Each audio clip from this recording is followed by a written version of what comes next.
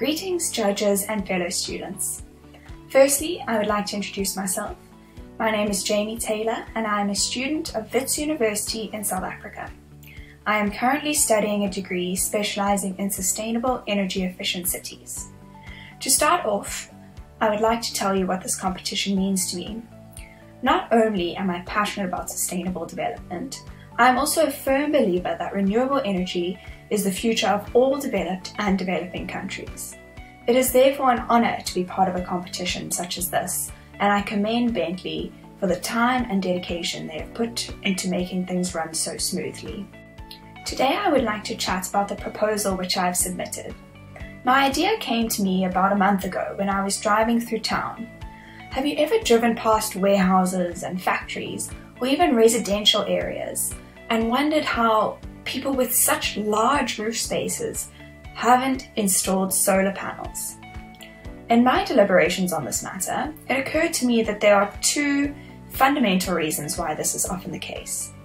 Firstly, solar energy is not automatically stored, and therefore battery systems are required, and these are expensive and hard to come by.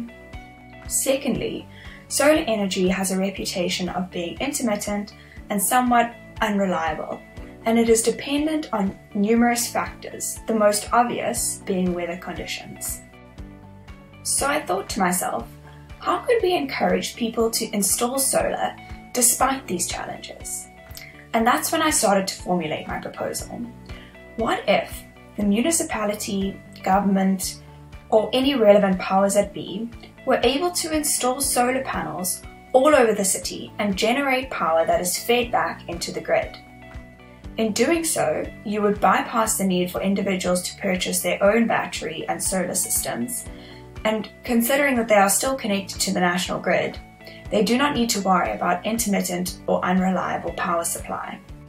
The municipality would pay a fee to rent the roof space, which would be an added income for the property owner, be it a factory, storage warehouse, or residential building.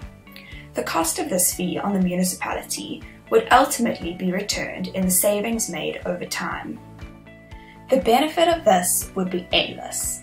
In doing this, the municipality would have full control of regulating the energy that is fed back into the national grid, not to mention the financial savings that would be realized once the initial capital of the system is paid off. The demand on fossil fuels as the main source of energy would decrease significantly, and similarly, the abundant carbon emissions that result from the burning of fossil fuels would cease to be produced. Now, one cannot assume that the municipality can simply install solar panels on just any roof. For solar to generate optimal energy, they need to be installed at a favorable pitch, in a direction that faces perpendicular to maximum sunlight, and they also need to be free of any obstructions such as tall trees, for example. For this information to be made available, my proposal includes a solar mapping system, which maps each building of a city, ultimately to determine how suitable they are for solar installation. To start, a drone LiDAR system would be used to scan each building within a specified area. LiDAR scanners are very powerful in that they can pick up information such as elevation, pitch, and even material simply by scanning an object. Of course, they also use very accurate GPS coordinate systems, which would allow the data to be stored accurately in correlation to each building's exact location. This data is then processed through an algorithm, which is essentially just a matrix to determine whether each building is suitable or not for solar installation. This is based on numerous aspects, with roof pitch, angle, roofing material, and the presence of obstructions, to name a few. Once this data is collected and processed, it is made available to municipal officials who can make an informed decision on which buildings should be targeted for the rent-a-roof scheme. Of course, an agreement is then needed to be made between the city and the property owner. Once the installation of the panels is complete, each system will be connected to the database. This means that each solar panel configuration will be feeding real-time data into the database continuously.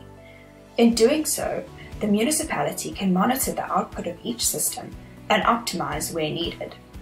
They would also be notified immediately as soon as the panels require maintenance, repair, or even just cleaning.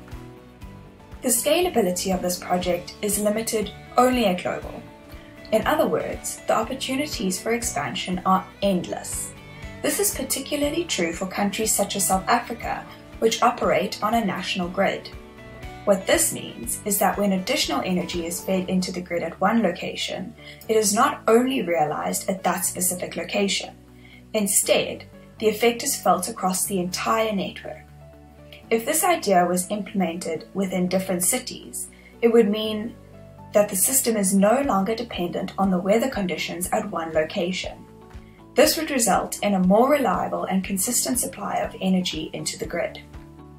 With that, I would like to leave you with a quote which my professor said to me not so long ago. "A roof without solar is a roof wasted." Thank you.